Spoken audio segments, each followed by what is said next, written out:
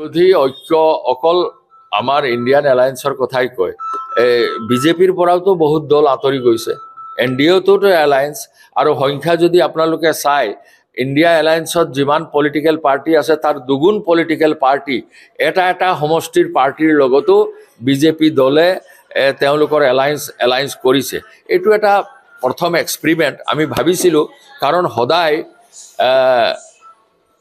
যোৱাবাৰো বিজেপি দলে যিমান ভোট পাইছিলে তাতকৈ বহু বেছি ভোট বিৰোধী দলৰ আছিলে। তেওঁলোকে প্ৰায় 37-38% পাইছে, আৰু বাকীখিনি 60, মই কৈছোঁ যে 62% ভোট, 64% ভোট বিৰোধীৰ আছিলে।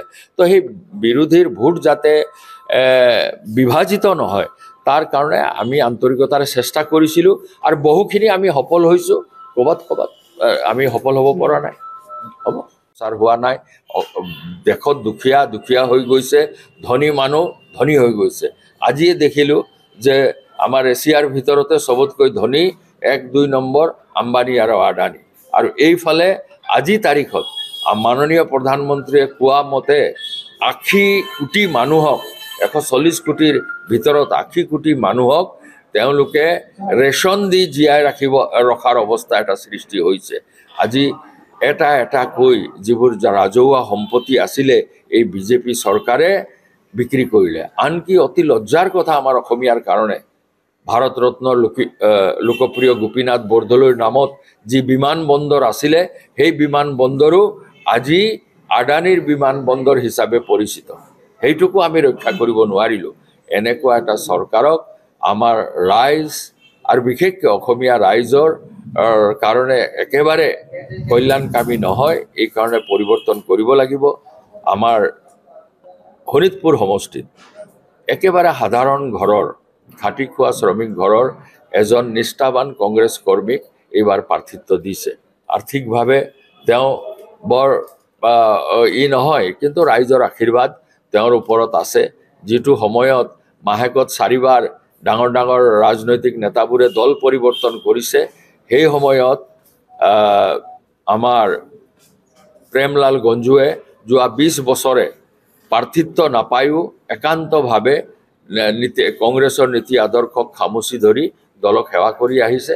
তেনেকুৱা এজন নিষ্ঠাৱান সাধাৰণ পৰিয়ালৰ ল'ৰাক শোণিতপুৰৰ সজাগ ভোটাৰ ৰাইজে ভোট দিব বুলি মোৰ সম্পূৰ্ণ বিশ্বাস। এই চিম্বল লৈতো সমস্যাৰ কথাটো এনেকুৱা যে নতুন দল, নতুন মানুহ হ'লেতো অলপতো নিশ্চয় চিম্বল লৈ অলপ অসুবিধা হয়, কিন্তু সেইটো অলৰেডি মানে আমাৰ অতিক্ৰম কৰিব পাৰিছে। কাৰণ এতিয়া ব্যক্তিগতভাৱে মই এটা অতি আনন্দিত হৈছোঁ। মই লুৰিণজ্যোতিৰ লগত কেইবাখনো সভা মোক নিমন্ত্ৰণ কৰিছিলে, মই অংশগ্ৰহণ কৰিছোঁ, তেওঁক ভোট দিবলৈ আহ্বান জনাইছোঁ। আৰু মই অতি আহ্লাদিত যে আনন্দিত হৈছোঁ যে সকলো জাতি ধৰ্মৰ শিক্ষিত যুৱক যুৱতী তেওঁৰ সমৰ্থনত ওলাই আহিছে। আপোনালোকে যিকোনো সভাবোৰ দেখিব, তাত সৰহসংখ্যকে হৈছে শিক্ষিত যুৱক যুৱতী।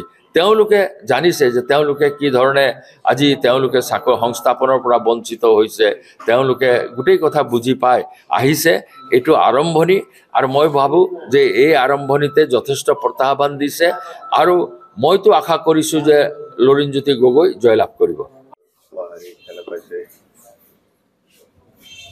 চব ভোটাৰ ৰাইজৰ সঁহাৰিটো যথেষ্ট ভাল, কাৰণ এফালে ধনে জনে প্ৰবল প্ৰতাপী বিজেপিৰ ৰাজ্য চৰকাৰ আৰু কেন্দ্ৰ চৰকাৰ, এফালে বিভিন্ন এজেঞ্চিৰ দ্বাৰা দেশৰ সৰ্ববৃহৎ বিৰোধী কংগ্ৰেছ দলক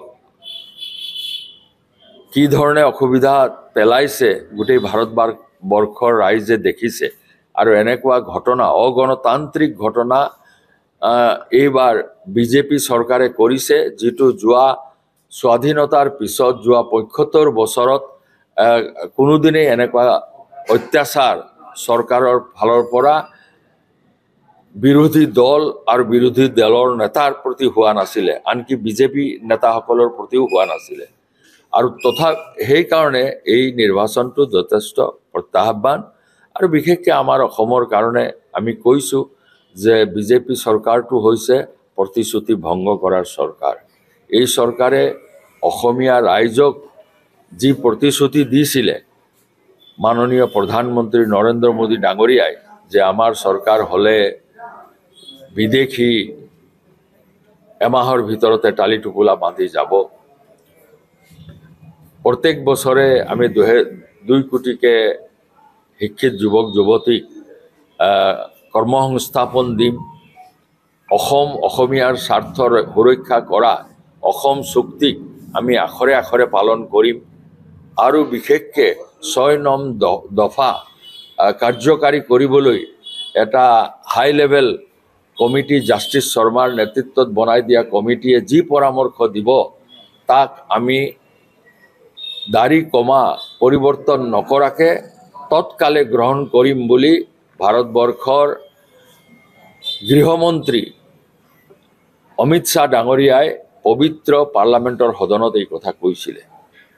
আজি তাৰিখত অসমীয়াসকলক অপমানিত কৰি আজি কোনেও ক'ব নোৱাৰে সেই 6 নং দফাৰ যিটো প্ৰতিবেদন ৰাজ্য চৰকাৰৰ হাতত আছে নে কেন্দ্ৰ চৰকাৰৰ হাতত আছে।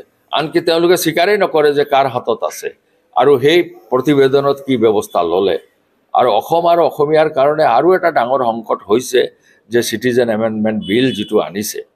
কাৰণ যোৱা 40 বছৰে অসমে এখন দেশ ৰাজ্য য'ত অসমীয়া ভাষা কোৱা মানুহৰ সংখ্যা কমিছে। 10%তকৈ বেছি অসমীয়া ভাষা কোৱা মানুহৰ সংখ্যা কমিছে। আৰু সেইকাৰণে আমি প্ৰত্যেকজন অসমীয়াই সজাগ হৈ এই মিছা প্ৰতিশ্ৰুতি দিয়া বিজেপি দলক প্ৰত্যাখ্যান কৰি এটা নতুন পৰিৱৰ্তন নিশ্চয় আনিব লাগিব, যি আমাৰ সংবিধানক বিশ্বাস কৰে। আৰু আনকি ভাৰতবৰ্ষৰ চতুৰ্থ স্তম্ভ আজি কোটিপতি মালিকৰ হাতত। আৰু আজি গোটেই বেছিভাগ 2-4টা চেনেলক বাদ দি বেছিভাগেই চৰকাৰী মুখপত্ৰ হৈ গৈছে। বাতৰি কাকতত এতিয়া পৃথিৱীৰ সৰ্ববৃহৎ যিটো বিত্তীয় কেলেংকাৰী এইটো ইলেক্ট্ৰল বণ্ড, এইটো মই কোৱা কথা নহয়, এই কথাটো মাননীয় বিত্তমন্ত্ৰী সীতাৰমণৰ স্বামীয়ে কৈছে, প্ৰভাকৰণে তেওঁ কৈছে যে এইটো পৃথিৱীৰ ভিতৰতে, তেওঁ এজন বিশিষ্ট অৰ্থনীতিবিদ, তেওঁ কৈছে যে পৃথিৱীৰ ভিতৰতে ডাঙৰ বিত্তীয় কেলেংকাৰী। বিজেপি দলক ভোট দিবই নালাগে, কাৰণ বিজেপি দলে ভাৰতবৰ্ষৰ প্ৰথম সংসদত পণ্ডিত জৱাহৰলাল নেহৰুৰ যেতিয়া কংগ্ৰেছ চৰকাৰ আছিলে তেতিয়া চাহ বাগিচাৰ মজদুৰ কৰ্মচাৰীসকলক গোটেই ভাৰতবৰ্ষৰে তেওঁলোকক সুৰক্ষা দিবৰ কাৰণে প্লেণ্টেশ্যন লেবাৰ এক্ট 1951 তেওঁলোকে আইন প্ৰণয়ন কৰিছিলে।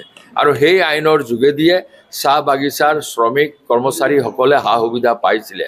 এতিয়া ল' কডিফিকেশ্যনৰ নামত সেই বনোৱা আইনকো বিজেপি চৰকাৰে নাইকিয়া কৰিলে। মানে আইনগত যি অধিকাৰ শ্ৰমিকসকলে পাইছিলে সেই অধিকাৰৰ পৰাও বঞ্চিত কৰি মালিক পক্ষৰ কাৰণে কাম কৰিছে। লগতে এইটো মই কওঁ যে বিজেপি দলৰ ভুল নীতিৰ কাৰণে, চৰকাৰৰ ভুল নীতিৰ কাৰণে সামগ্ৰিকভাৱে আজি চাহ উদ্যোগৰ অৱস্থা এটা সংকটপূৰ্ণ অৱস্থাৰ মাজেদি গৈছে। আৰু ডাঙৰ ডাঙৰ যিমান কোম্পানী আছে সকলোৱে বাগিচা বিক্ৰী কৰি গুচি গৈছে। কিছুমান আলু বেপাৰী, দাল বেপাৰী, চাউল বেপাৰীয়ে বাগান কিনিছে। তেওঁলোকৰ হাতত চাহ উদ্যোগ কিমান সুৰক্ষিত আৰু তেওঁলোকৰ বাগিচাত চাহ শ্ৰমিকৰ কিমান সুৰক্ষিত, এইটো আমাৰ চাহ শ্ৰমিক ৰাইজে অলপ অলপ উপলব্ধি কৰিছে। মই ভাবোঁ যে এইটো ভালকৈ উপলব্ধি কৰি এই ভাৰতীয় জনতা পাৰ্টীক প্ৰত্যাখ্যান কৰিব লাগে।